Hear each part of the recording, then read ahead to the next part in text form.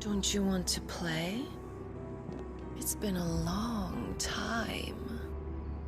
If that is your wish.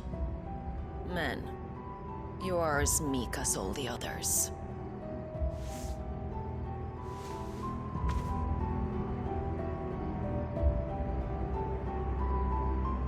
Such feeble creatures.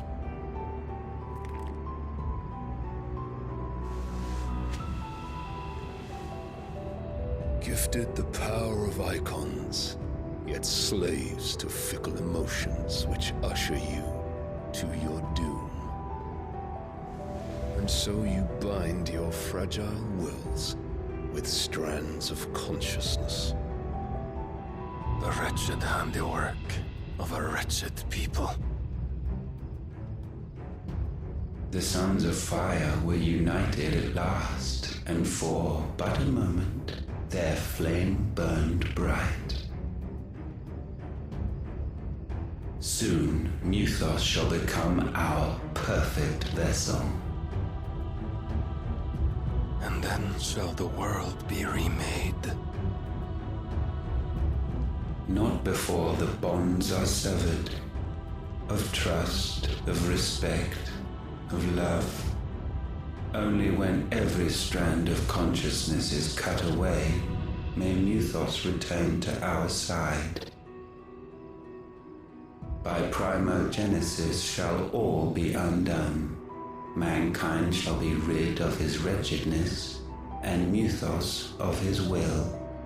But while he yet clings to it, he has the power to forge bonds anew, and so we bid you. Find Mythos, and sever every one. To destroy that which has no physical form. You ask the impossible. There is nothing your black blade cannot cut, Odin. We shall unite with Mythos, and bring forth a new world. So long as our vessel remains unclaimed by humanity. It shall be done, Master. My will is yours.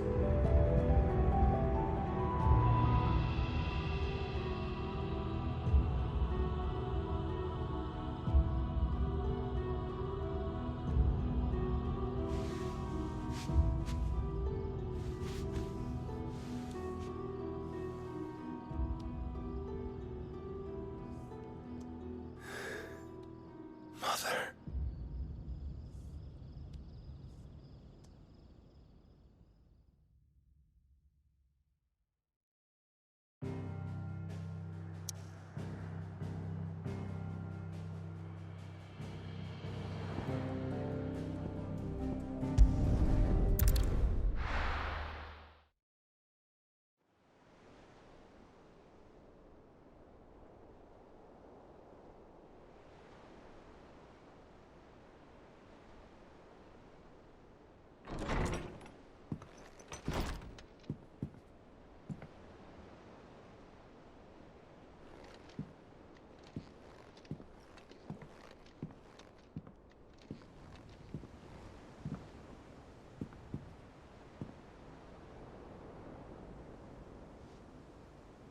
How is your brother?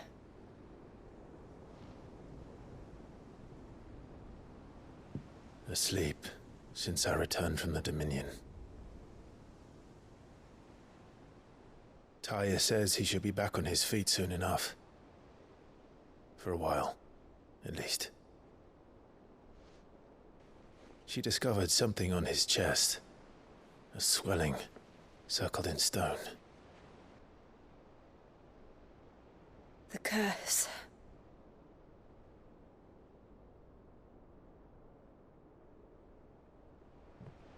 For every mountain we climb, another rises up to greet us, doesn't it? It's never ending.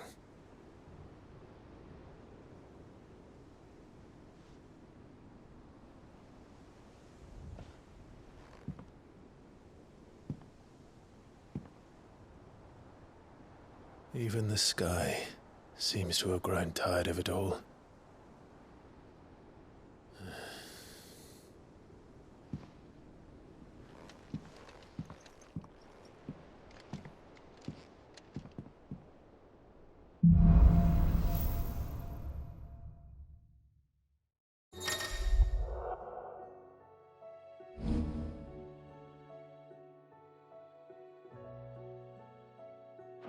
be happy if I disturb Joshua.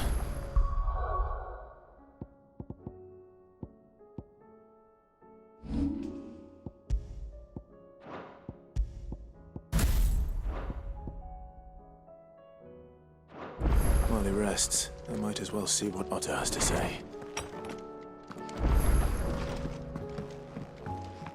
Did you see the pair that got hauled into time? Yep. What's that for you, dear? Not bad, if I do say so myself.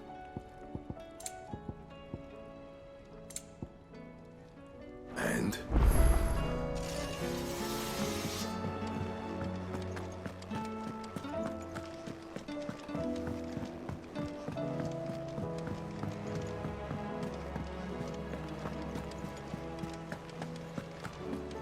Did you see that? Tell me you saw that. What are you making them skies then? Otto, how fares the realm? The realm? Oh, she's just fine. As long as you look past the fat storms out of mother crystals and her skies are a roiling cesspit. And Gav?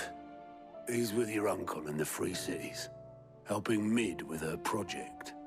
Sent an owl their way the moment the winds turned foul. Still waiting on a reply, though. Do you have any good news? Well, that depends on your definition of good. All right, fine. What do you suggest we do? Oh, no, I'm just a messenger. I leave the scheming to those more suited to the task. Could be that Lady Vivian and Old Tomes have their own thoughts on the current state of things. Could be that they don't. It certainly can't hurt to ask. I suppose not.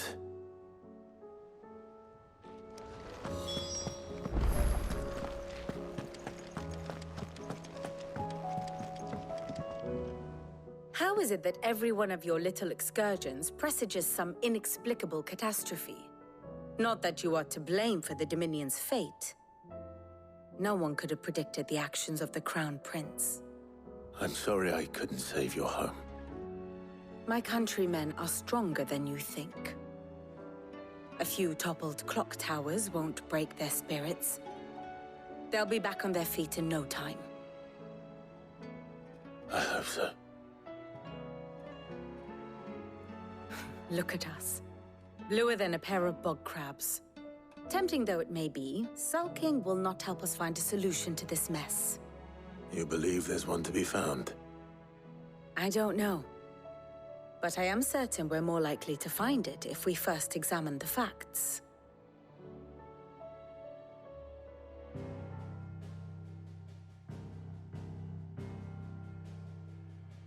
Beneath these darkened skies, fear and confusion reign over Valisthea. Oh, the lands around the fallen mother crystals had already begun to wilt for want of ether. But not like this.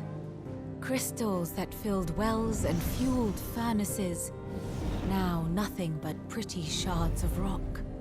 And those that hang from the people's necks cast nary a glimmer of light to keep the dark at bay. It is only a matter of time before the common folk convince themselves that the end of days is upon us. Yet I fear a swift end is more than we can hope for. While most of the world thirsts for ether, the remainder drowns in it, spawning Akashic in droves. And amidst the hordes of mindless beasts, with magics as like to fail as function, even the strongest nation would falter. Rosaria and the Iron Kingdom teeter on the brink of collapse, while the tragedy in Twinside has all but paralyzed the Holy Empire. Dalmekia fares little better. Rumor has it the ministers fled the capital after the fall of Drake's Fang, leaving their beloved republic to crumble. Waloed, meanwhile, moves in earnest. The Einherjar has been sighted off-storm. The world, in short, is in chaos. It would seem our civilization was nothing but a castle of sand.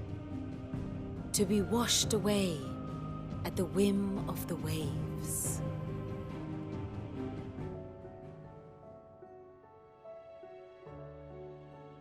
A castle of sand. Not my best flourish, but it seemed fitting. The reports I've received are considerably more blunt in their appraisal. Without the protection of their nations, it will fall to the people to defend themselves against those who would take what is theirs. Which is only ever going to end one way. Defending a farmhouse against a band of chocobo thieves is one thing, but pitchforks and palisades will do little to stall an army's advance. Should the King of Wulu deign to invade, there would be none to stop him. None but us.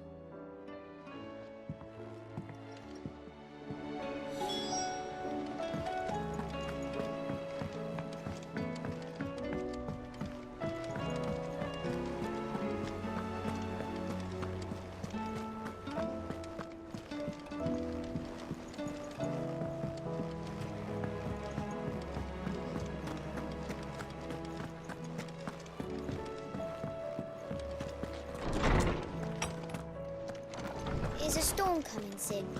Will there be thunder? Let me guess.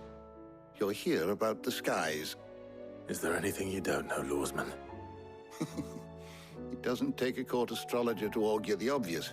As for what has disturbed the heavens, that, I believe, is a question the Fallen might be better placed to answer than I.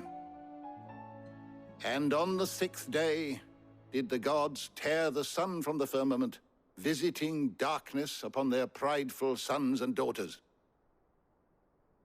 But I dare say you remember your childhood lessons on the sins of Zemeckis only too well. You think they're connected? That Ultima was one of the gods responsible? Well, he has certainly exhibited powers that we mortals would associate with the divine. There is nothing divine about him. But he wouldn't be the first god of whom that could be said, now would he? Yet for all the fairy tales that tell of the sins, there is almost nothing in the way of actual historical accounts. Had I the Journal of Moss the Chronicler, I may have been able to tell you more, but alas, I fear all remaining copies have been lost to time. You will forgive me, I hope? Certainly not. Because there is nothing to forgive. Even without this journal, you've provided us ample wisdom. And we will always be grateful for it. Perhaps Otto will be more inclined to share his thoughts when he hears what the others had to say.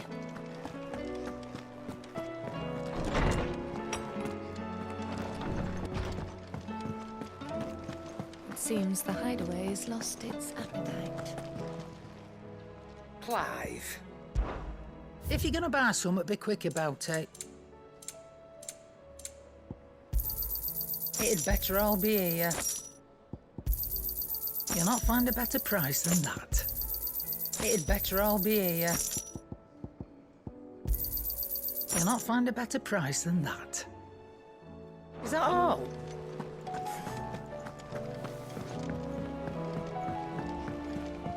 Or the moon, for that matter.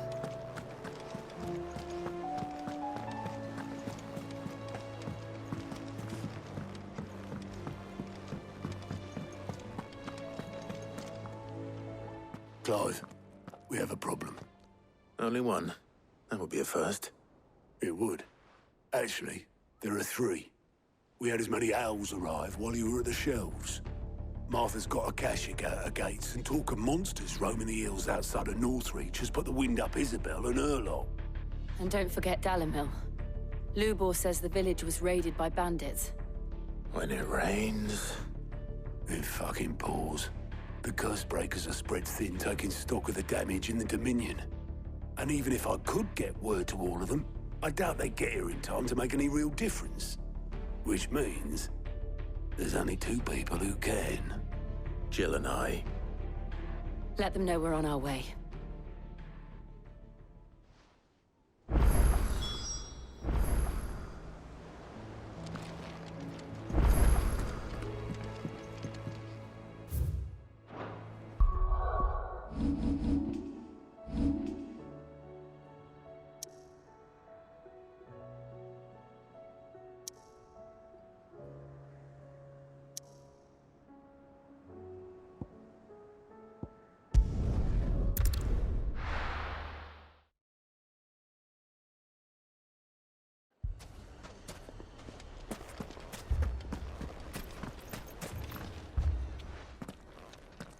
Sid. Oh, your new companion appears much more formidable than your uncle. Should I be worried? You haven't been introduced. Jill, Clive has told me much about you. All lies, I'm sure. Your Stolas said that Dalamil has a bandit problem. Indeed. Although, you're a little late. They left with our food and guild days ago. Any idea where they went? The desert's a big place. Your guess is as good as mine. But the fact is, I have more immediate concerns. What did you say to me? What did you say? Ah, as if by magic.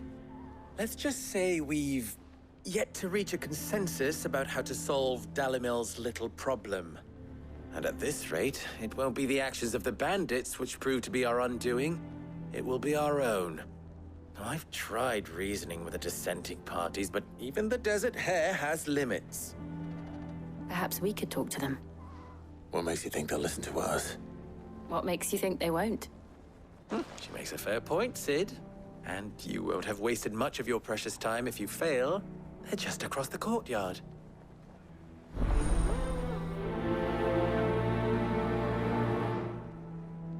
Suppose we just follow the shouting.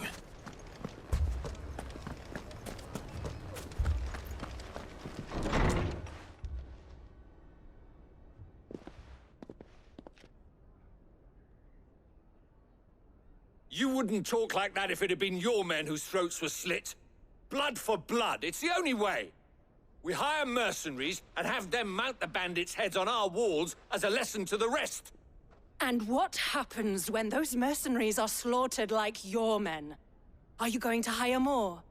We're better off using that coin to buy food and supplies. If we hire mercenaries, the only thing we're buying is the bandits' ire. And you cannot fill empty bellies with that. Do you hear me? But what happens when they come back? Maybe it'll be your throat that's slit. That's enough. Both of you.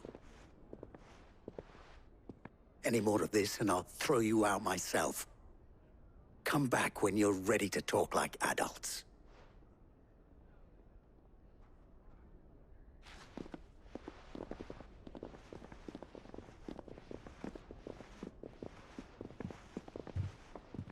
Victor. What's he doing here?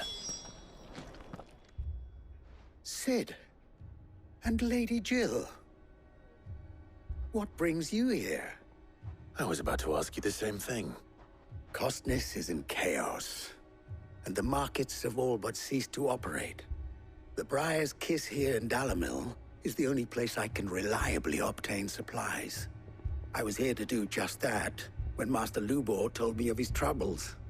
He thought I might be able to talk some sense into these fools. But if you're here, I suppose his patience must be waning. Who are those people? Those were the thorns in Lubor's side. And the reason this place might be headed the same way as Costness. It's these accursed skies. The darkness is enough to drive a man to madness. Or an entire city, for that matter. We're still working on the skies. But in the meantime, perhaps we can find a solution to Dalamil's problems. I hope so. For all our sakes.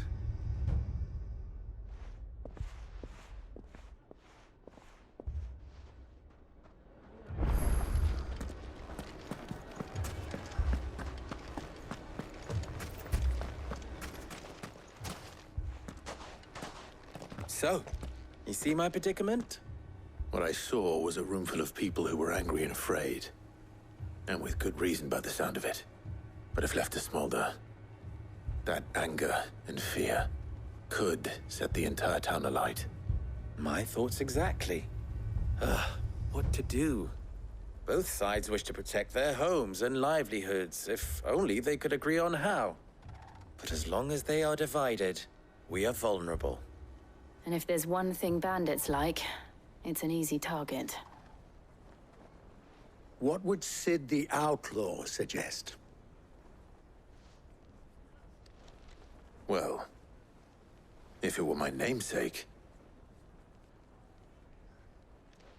He'd let them choose for themselves, and be on hand to pick up the pieces when it all went wrong. That sounds like a recipe for disaster. A recipe for disaster is precisely what it is. But perhaps that realization would be enough to make them question the ingredients.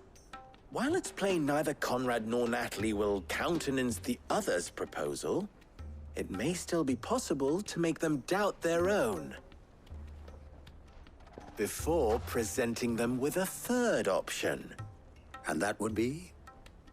To pool our resources and save the city ourselves. Why fight each other when all that fear and anger can be directed at the bandits? It appears we have a plan of action. Victor, pay Conrad a visit. See if you can't convince him of his folly. I'll speak with Natalie. As you wish. Your faces are not well known in this town. That may prove useful. Don't worry, Victor and I will do most of the talking. You need only play along. Play along? What he means to say is yes.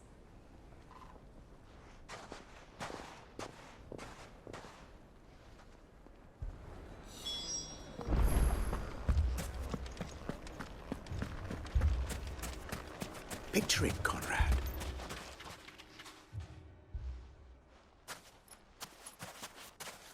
Ah, here she is. The Lady of the Spear herself. Conrad, may I introduce you to Jane, commander of the Red Wings, the oldest mercenary guild in the Free Cities. A pleasure, my lady. The pleasure is all mine. As I told you, I summoned the commander here from Canberra to inquire about a contract. Victor says you told him no. That there aren't any men left to hire. Is that true? True as the crystals cracked. Nobles came and claimed every last one worth his salt. And not just from us Red Wings. You know of the 7 high houses. There must be 2 swords assigned each one. Granted, we have a few boys left. If it's boys you're looking for. Well, Conrad, are you saying that Dalamel's finest cannot defend this town better than a gaggle of unblooded striplings? That a band of beardless youths could better avenge the deaths of your brave men than you yourselves? Absolutely not. We'll show those bastards who they're dealing with.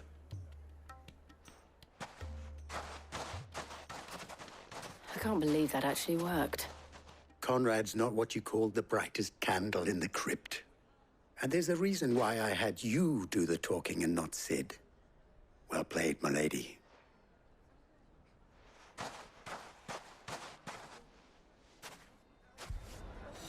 Then let us band together and show these brutes that Dalimil is not to be trifled with. My shop. If I had my pickaxe, I would... I mean, it may still be possible to buy something. Ah, here he is now. Natalie, allow me to introduce Lord Underhill of Randalar's prestigious League of Merchants. Lord Underhill. At your service. Underhill? I was just telling the good lady of our conversation, my lord, and how you were lamenting the state of the capital's stores. Lubor says that not only are the granaries almost empty, but that war and the Blight mean this season's harvest won't be enough to fill them for winter. Indeed, certainly that is the case. The nobles in the capital are buying up the city's stocks of barley and wine, driving the prices higher than most commoners can afford. It is only a matter of time before the peasants revolt. It is worse than I thought. If what Lord Underhill says is true, I fear we have little hope of supplementing our stores, meager though they regrettably are. And while I applaud your endeavors to dissuade our more bellicose citizens from seeking vengeance, I sense Conrad is not wrong in his assessment of the bandits' likely return.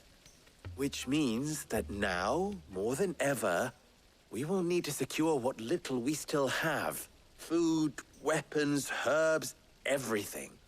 If our humble town is to endure not only this hardship, but those that are certain to follow, we must stand united. All right. If it will help to protect my home, I'll do it. But you needn't have gone through this charade.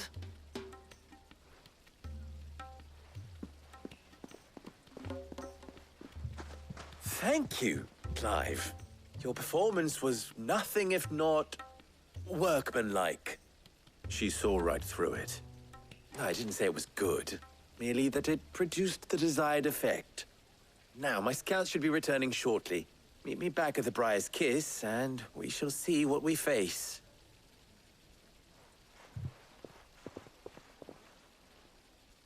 I'm not convinced our roles in this ruse were entirely necessary. I don't know. Conrad seemed quite taken with you. Mummy, I'm scared. Oh, I'm ruined. Good news, Sid. Both Conrad and Natalie have somewhat gracefully accepted their new roles. With time, they may even learn to... Time no longer appears to be the luxury it was before lunch. I take it your scouts found the bandits. Technically, it would be the bandits who found my scouts. It appears they march for Dalimil as we speak. All of them. You're not serious. They don't just want food, they want the whole damn town.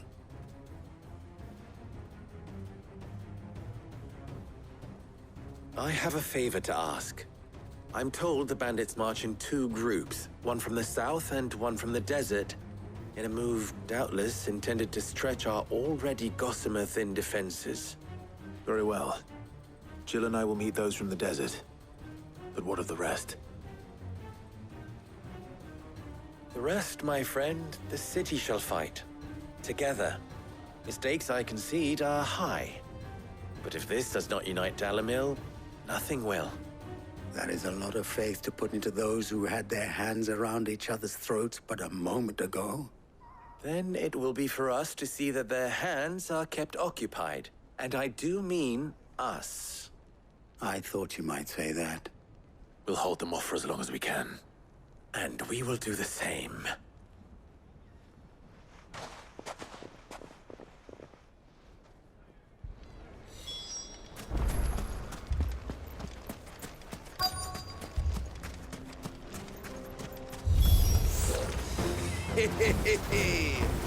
The women folk have come to welcome us.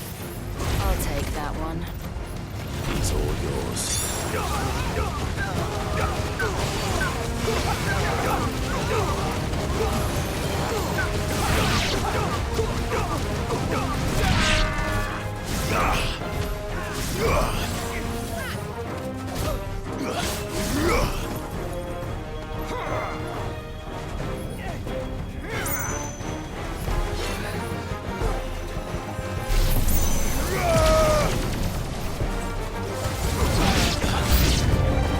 They mean to overwhelm us.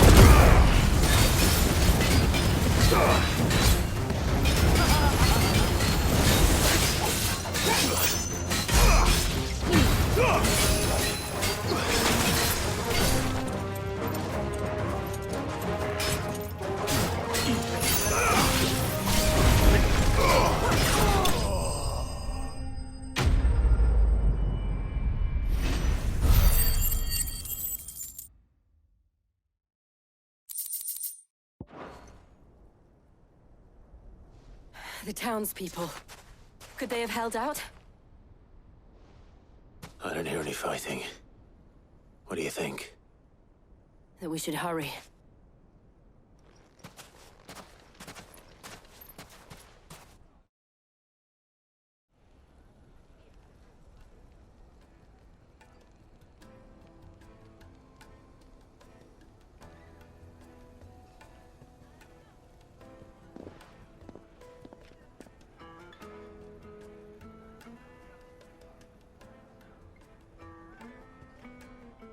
Natalie, I owe you an apology.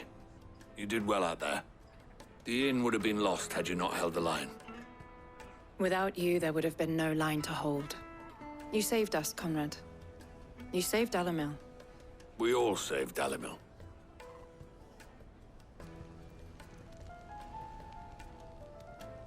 Conrad seems to have had a change of heart. I'd say they both have. I take it from your presence that our visitors from the desert won't be joining us either. Pity. The plan worked, Sid. Granted, it only took an army of bloodthirsty bandits at our gate. Calm now, Victor. Why quibble over the details? We are united, and that is all that matters. As for you, Sid, you fight considerably better than you act. I'll take that as a compliment.